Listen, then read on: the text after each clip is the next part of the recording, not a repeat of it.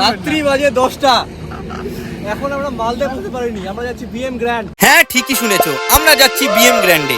পরে আমরা পৌঁছবো BM Grande, আদৌ খোলা আছে কিন্তু জানা নাই, তবে আমরা ওখানে গিয়ে আপনাদেরকে জানাচ্ছি। এবার চলো,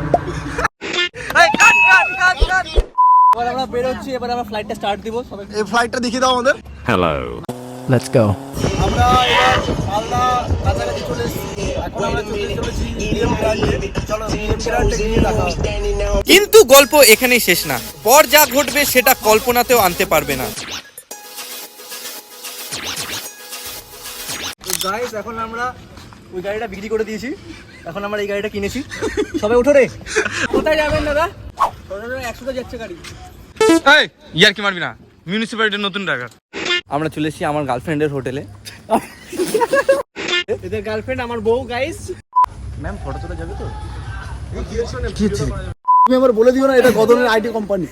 এখানে আয়রন ম্যাক্স থেকে 4 জন এসেছে প্রতিনিধি, রিপ্রেজেন্টেটিভ এসেছে। তো আমরা এই বিএম গ্র্যান্ডটাকে আরো কিভাবে সাজানো যায় ওই দেখতে আমরা এসেছি। কি হতে চলেছে আমাদের সাথে সেটা জানতে হলে দেখতে হবে পরের পর্ব।